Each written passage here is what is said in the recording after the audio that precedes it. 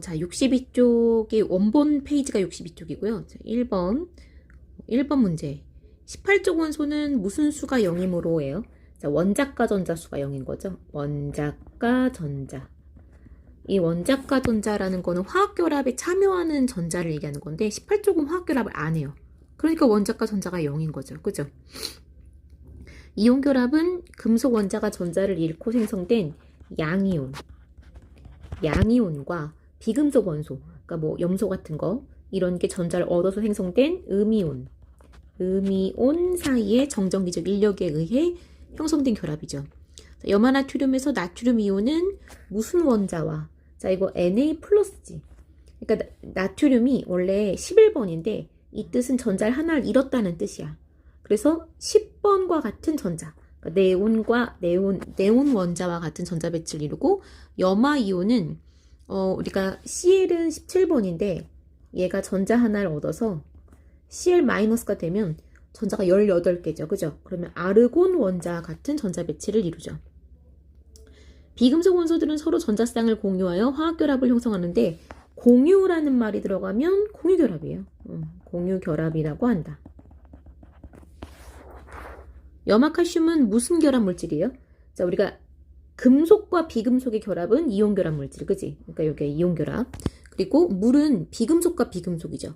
H도 비금속, O도 비금속. 그러니까 우리가 주기율표 내가 처음에 나눠줬던 거, 그거 암기 테스트 봤던 거에 금속, 비금속이 반드시 암기가 돼 있어야 돼요. 그래서 이거는 공유 결합 물질이죠.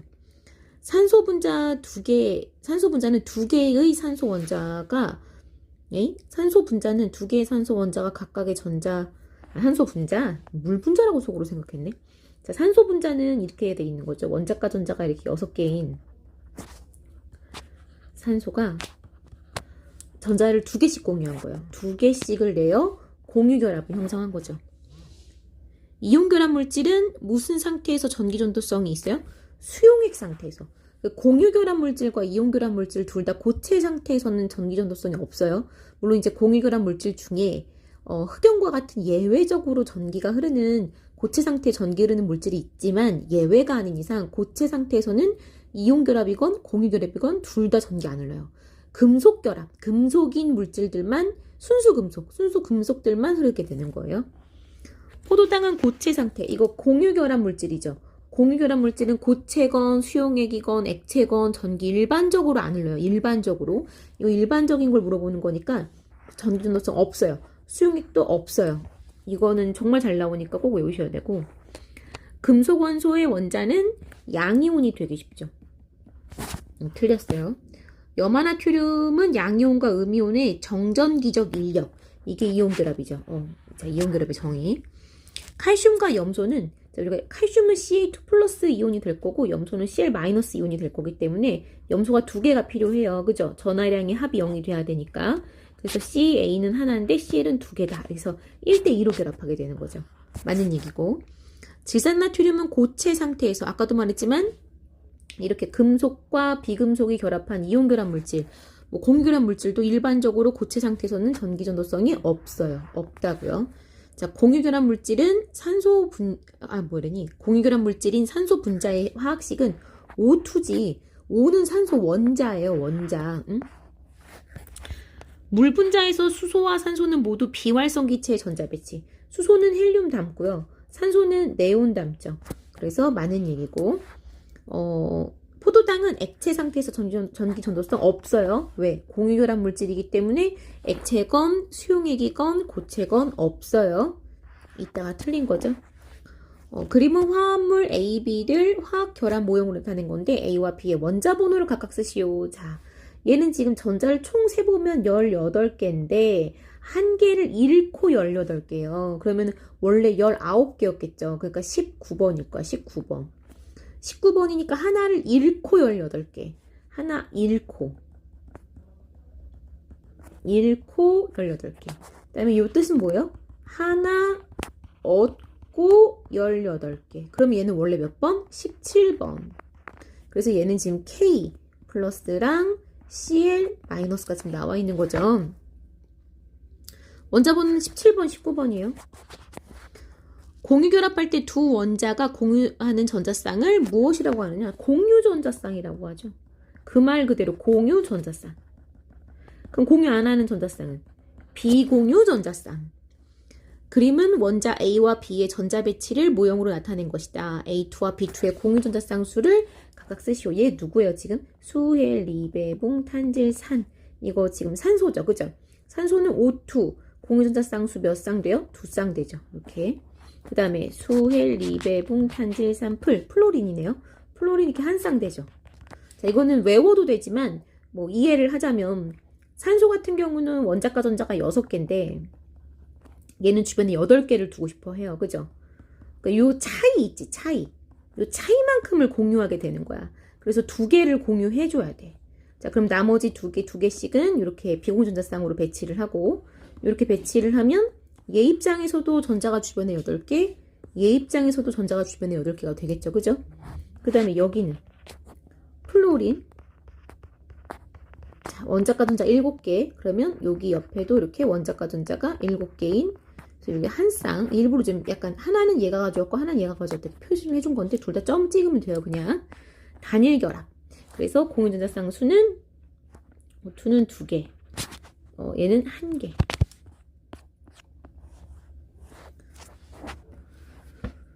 자, 그림은 주기율표의 일부를 나타낸 거래요. 2주기 1쪽 누구예요? 리튬, 여기 나트륨. 2주기 14쪽 탄소, 여기 플로린, 염소, 아르곤. 이게 팍 튀어나와야 돼. 자, A와 D는 알칼리 금속. 네, 맞는 얘기죠. C와 E는 화학적 성질이 비슷하다. 같은 족이니까. 맞는 말이죠. B와 F의 원자과 전자수. B는 4개고요. 원자과 전자수. F는 여기 플로린이 아니라 여기 F 아르곤 얘기하는 거예요. 어쨌건 0이야. 안 같죠. 답은 3번. 다음은 알칼리 금속 X의 성질을 알아보는 실험이다 라고 돼 있고, 알칼리 금속은 반응성이 커서 공기 중에 산소, 물과 빠르게 반응한대요. 자, X를 칼로 자른 후 단면을 관찰한다 라고. 아주 그 광택을 빠르게 잃을 거예요. 왜? 산소와 반응해서 금방 녹이 슬기 때문에 그래요. 그 다음에 뭐 기억에서 어떤 실험을 했는지 모르겠지만 나의 시험관에 페르프탈레인 용액을 2-3방울 떨어뜨리고 변화를 관찰한다 라고 돼 있는데, 이걸 이제 거기다 넣는 거겠지. 그 물이 들어있는 시험관에다가 X를 좀 넣겠죠. 그러고 나서 페르프탈레인 용액을 넣어보면 붉은색으로 변해서 염기성으로 변했구나 라는 것을 알 수가 있어. 알겠죠? 응? 그래서 물에 넣는 거. 물에 넣으면 어떤 기체가 발생해요? 수소 기체가 발생해요. 만약에 알칼리 금속 X가 나트륨이다 라고 하면 NA와 H2O가 만나면 NaOH, 딱딱한 비누 있죠? 이게 우리가 쓰는 그 비누가 염기성인데 그게 이 NaOH예요. 그 다음에 이제 H2 기체가 발생하죠. 개수는 임의대로 내가 맞출게요. 자, 가에서 X는 음이온으로 변한다라고 돼 있는데 이건 양이온이에요. 알칼리 금속이기 때문에 양이온이야. 틀렸어. 물이 들어있는 시험관에 X의 작은 조각을 넣고 변화를 관찰한다가 맞는 얘기고, 다의 실험 결과로부터 X와 물이 반응하면 수용액은 염기성을 띈다. 붉은색. 페르프탈레인이 원래 붉은색이 되는 것은 염기성에서만이야. 그러니까 산성과 중성에서는 무색이죠. 그래서 답은 5번이에요. 물과 산소에 대한 설명이래요. 물과 산소 모두 공유결합 물질이다. H2O랑 O2 다 비금속이잖아요. 그죠? 비금속끼리 결합이니까 맞는 얘기고, 물 분자에는 물 분자에서 모든 원자는 네온과라고 되어 있는데 이건 누구 닮아요? 이거는 헬륨의 전자 배치를 닮는 거죠. 수소인데 헬륨의 전자 배치를 닮아요. 그러니까 이건 틀린 거야. 모든이 틀린 거죠. 그러니까 수소는 헬륨 닮고 산소는 네온 닮는 거죠. 산소 분자에는 이중결합이 있다. 네, 여기 이중결합 보이죠? 여기 이중결합. 답은 4번. 그림은 분자 A2와 B2. A2. 이거 A2가 누군지 어떻게 맞죠? 수헬리, 배붕, 탄질, 산, 풀. 여기까지가 얘 거야. 이 공유하는 건 반은 왼쪽 거고 반은 오른쪽 거예요. 그래서 이거 F2구나 라는 거. 똑같이 세면 돼요. 똑같이 세면 얘 이제 CL2가 나올 거야. 자, 원자 번호는 당연히 얘가 17번이고 9번이니까 훨씬 많죠. A와 B 모두 2주기란다. 17쪽이에요. 그러니까 플로린은 2주기 17쪽, 염소는 3주기 17쪽. 바로바로 나와야 돼요. 자, A2와 B2에서 각 원자는 네온의 전자 배치가 아니라 요거는 네온의 전자 배치가 맞는데 얘는 아르곤의 전자 배치죠. 요게 10번이고 얘가 18번이잖아요. 잘 봐봐. 하나, 둘, 셋, 넷, 다, 여, 일곱, 여덟, 아홉, 열, 열하나, 열둘, 열세, 열네, 열다, 열여, 열일곱, 여덟, 열여덟. 그지? 그러니까 여기까지가 자기 건 줄 아는 거지. 그러려고 공유하는 거잖아. 그지? 응? 지우기. 지저분하니까. 답은 3번이고 표는 물질 가부터 다에 대한 자료인데 가부터 다는 각각 염화칼슘, 포도당, 질산나트륨 중에 하나래요. 여기서 얘는 액체나 수용액 상태에서 전기 안 흘러요.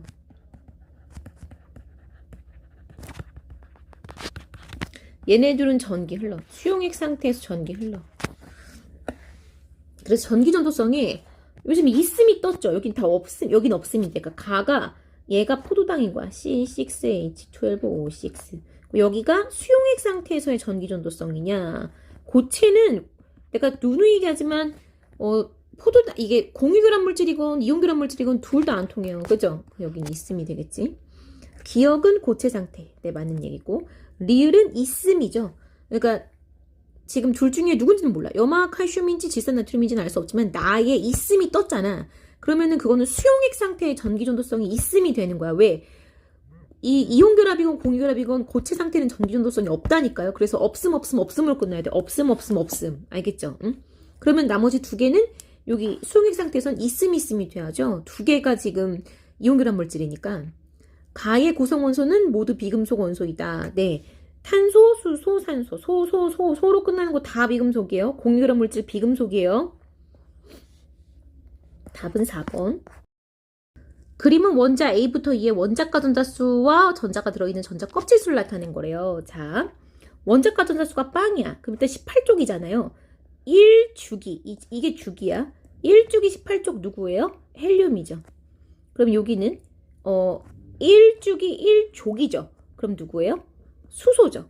자, 그다음에 여기는 3주기 1족. 그럼 누구야? 나트륨이죠. 자, 그럼 여기는 2주기 여기가 원자가 전자수 6이니까 16족 누구예요? 산소. 그죠? 그럼 3주기 17족 누구예요? 염소. 이렇게 초기 우주에 만들어진 양은 수소가 헬륨보다 네, 맞아요. 많아요. 요건 이제 안 배우긴 거긴 한데 많아요. 자, 화합물 B2는 누구야? NaCl과 C2, HCl은 자, 이거는 금속 비금속이니까 이온결합 물질이에요. 근데 여기는 공유결합 물질이죠. 비금속이니까 안 같아요. 자, C 원자 2개, 수소 2개, 그러니까 H2랑 D2, O2. 이 2개랑 2개씩인 줄 알았네. 자, 그러니까 H 2개랑 O 하나, H2. H2가 결합했을 때는 공유전자쌍이 몇 쌍? 2쌍. 이건 너무 많이 했잖아. 응? 하나, 둘, 셋, 넷, 다섯, 여섯에서 여기다 수소 끼고 2쌍. 응? 답은 1번. 그러니까 이게 지금 너네한테는 답이 없음이요. 그 물리화학반은 요걸 안 배웠잖아요. 그러면 니 뒤에 답이 없음이 되는 거예요. 그 다음에 그림은 화합물 A, B와 C2D를 화학결합 모양으로 나타낸 거래요. 자, 얘는 지금 딱 봐도 Na+죠. 얘는 F-예요. 이제 좀 익숙해져야 돼. 이걸 언제까지 셀 거야? 이게 지금 다 세보면 전자가 10개거든요. 하나 1호 10개. 하나 1호 10개. 그럼 원래 11개. 11개면 나트륨. 이게 돼야 된다고요. 주기율표 괜히 외운 거 아니라고요. 우리 그지? 그 다음에 얘는 하나 얻어 10개. 그럼 원자번호 원래 9번. 9번이면 2주기 17쪽 플루오린. 비금속. 여기까지도 돼야 된다고. 알겠죠? 그럼 이건 이온결합 물질의 그림인 거고 얘는 너무 익숙하죠? H2O예요. 응?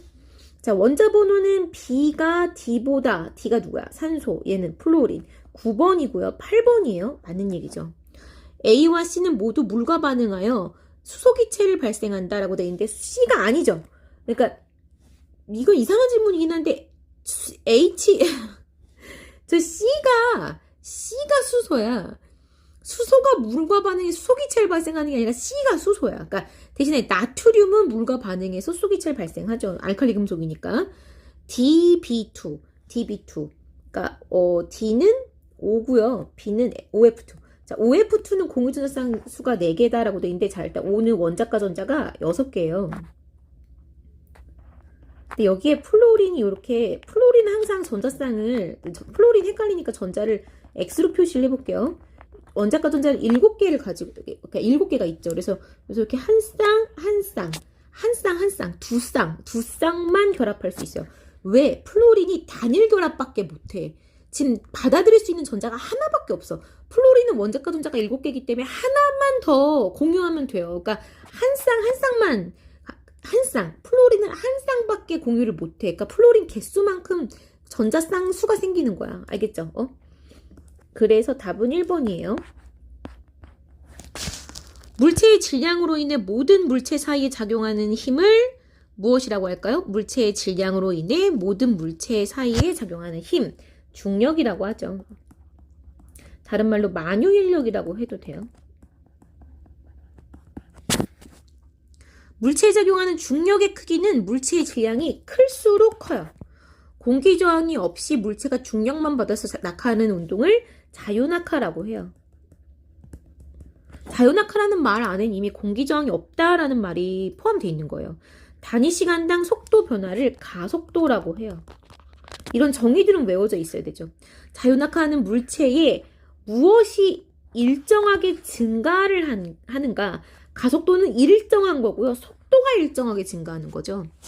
자, 수평으로 던진 물체의 운동은 자, 어느 방향으로는 등속도 운동. 수평 방향은 속력이 똑같아요. 수평 방향은 힘이 작용하지 않기 때문에 수평은 등속도. 근데 자유낙하할 때는 연직 방향이 어떻게 되는 거예요? 빠르게. 알겠죠? 연직 방향이 자유낙하. 지구 주위를 도는 인공위성의 가속도 방향은 가속도 방향이라고 했거든요. 지구 중심 방향이죠. 힘이 지구 중심 방향인 거야. 이 힘이 작용하는 방향이 지구 중심 방향이잖아요. 그죠? 그렇기 때문에 가속도의 방향도 지구 중심 방향이에요. 지구 표면에서 중력의 크기는 물체의 질량이 클수록 크다. 네, 맞는 얘기. 아까도 했었던 거예요. 우주 공간에 있는 물체끼리 중력이 작용하지 않는다. 우주 공간에 있는 물체도 중력은 작용해요. 그러면 태양하고 지구가 안 잡아당기게 잡아당겨요. 그러니까 이건 X. 물체의 질량은 지구에서 멀어질수록 작아진다. 질량은 그대로예요. 그대로. 질량은 물체의 고유한 양이기 때문에 이 말인즉슨 이게 만약에 동그라미 맞다라는 표현이 되면 지구에서 멀어질수록 사람의 크기가 자꾸 작아져야 돼. 물체의 고유한 양, 살이 없어져야 되는데 말이 안 되죠. 우주로 가도 살은 그대로예요, 얘들아. 자, 그래서 질량은 고유한 양이기 때문에 그대로여야 돼. 지구 표면에서 물체에 작용하는 중력의 방향은 연직 아래. 네, 연직 아래 지구 중심 방향. 일정한 크기의 중력을 받는 물체의 가속도의 크기는 무슨 소리 하는 거야? 이게 F가 일정이잖아. F는 ma란 말이야. 그런데 질량도 일정하고 요것도 일정하잖아. 그러면 가속도도 어때요? 증가하는 게 아니라 일정해야지. 응?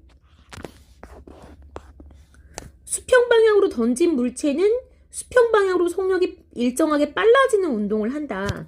자, 수평 방향으로 던졌대요. 그러면 수평 방향의 속력은 어때요?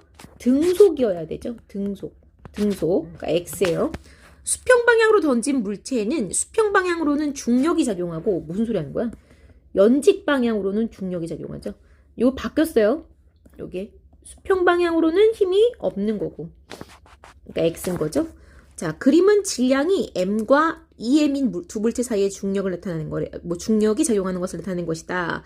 질량이 M인 물체에 작용하는 중력의 F의 크기가 F면 요 EM도 F야. 왜냐? 우리가 중력인 F를 계산할 때는 둘 사이의 거리 R의 제곱분의 요 만유인력 상수 곱하기 요 EM 곱하기 M 두 물체의 질량 이렇게 되는 거예요. 그래서 지금 봐봐. 이게 얘 입장에서 계산해도 M 곱하기 EM이고 얘 입장에서 계산해도 EM 곱하기 M이야. 그러니까 F는 똑같아야 되는 거야. 자, 표는 자유낙하하는 물체의 시간에 따른 속력을 나타낸 것이다. 기억에 들어갈 알맞은 말.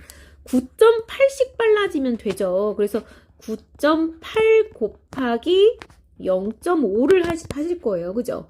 58에 40, 95, 45, 49. 4.9.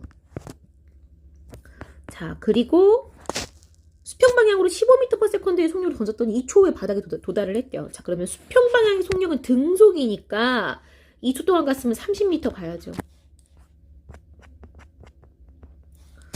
운동량은 물체의 운동 상태를 나타내는 물리량으로 질량과 속도의 곱이에요. 자, 땡땡은 물체가 받는 힘의 효과를 나타내는 물리량이래요. 힘을 가한 시간의 곱, 충격량을 얘기하는 거죠.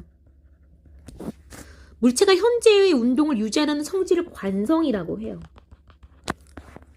같은 크기의 힘을 가했을 때 물체가 받는 충격량의 크기는 같은 크기의 힘이에요. 그때 힘은 똑같은데 시간을 길게 하면 당연히 이 충격량은 어떻게 되겠어요? 커지겠죠. 이게 I인데 I는 FT란 말이에요. 이게 일정한 상태에서 T가 증가하면 I도 증가하죠. 같은 크기의 충격량을 받았을 때 충돌 시간, 이거는 같은 크기의 충격량이에요. 그러니까 I는 FT인데 이게 일정해. 임팩트가 일정해. 충격량이 일정해. 이 상태에서 충돌 시간을 어떻게 하면 평균 힘의 크기가 작아지겠어요? 요 둘이 곱한 값이 일정하게 나와야 돼. 그러면 이게 충돌 시간을 길게 해줘야 얘가 작아지겠죠. 그죠? 길게 해주면 평균 힘의 크기는 작아져요. 물체의 속력이 클수록 물체의 관성이 크다가 아니라 질량이 클수록이에요. 속력과는 무관해요. 관성은. 그래서 이거는 X예요. 물체의 질량이 크다는 것은 물체의 관성. 이것도 답이 밑에 나와 있네. 질량이 커야 관성이 큰 거예요. 질량이 커야 관성이 커. 충격량의 단위는 뭐였어요? 힘 곱하기 시간이죠. 힘 곱하기 시간. 힘의 단위 뉴턴, 시간 단위 세컨드. 네, 맞는 얘기예요. 물체의 큰 충격량을 가할수록 물체의 운동량의 변화량의 크기는 크다. 충격량은 운동량의 변화량이라는 공식이 있죠. 그럼 당연히 얘가 크면 얘도 커지겠죠. 그죠? 이걸 틀린 사람 공식이 안 외워져 있는 거야. 자동차의 범퍼는 충돌 시간을 짧게 하여 물체가 받는 힘의 크기를 증가하는 게 아니라 범퍼가 찌그러지는 동안 계속 이게 앞에 코가 닿자마자 찌그러질 때까지가 다 충돌 시간이야. 그래서 길고 많이 오랫동안 접촉할수록 우리가 받는 충격력을 줄여줄 수가 있어. 얘는 길게 해서 힘의 크기를 줄여주는 거야. 사람 죽일 일 있니? 응? 그러니까 이거 X죠. 그 다음에 운동량의 크기. 속도 곱하기 질량이에요. 그러면 6kg/s. 원래 방향도 중요한데 지금은 크기라고 했기 때문에 절대값만 구하면 돼요. 자, 일정한 방향으로 힘을 가했을 때 물체가 받는 힘의 크기를 시간에 따라 나타내는 것이래요. 0에서 3초까지 물체가 받는 충격량의 크기는 몇 뉴턴 세컨드인지 구하시오라고 돼 있어요. 자, 여기 면적이 지금 충격량이죠. 그러니까 30 뉴턴 세컨드. 너무 쉽네요.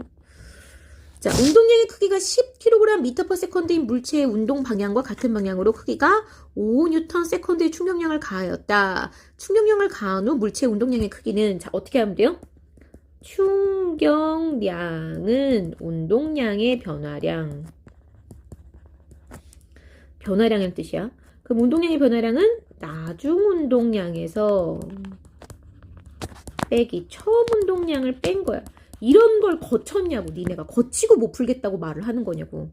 자, 근데 요것도 힘도 방향이 있어요. 근데 같은 방향이라고 했잖아.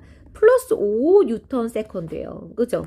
그러니까 이거는 이게 지금 이게 처음 운동량이야. 10kg/s. 그럼 여기 얼마가 들어가야 플러스 5 값이 나오겠어? 15가 나와야 되죠. 그래서 15kg/s. 요게 답이죠. 테니스 라켓으로 테니스 공에 5Nm/s의 충격량을 가했을 때 테니스 공과 테니스 라켓 충돌 시간이 0.1초였대요. 이것도 충격량은 충돌, 너무 막 쓴다. 다시 써.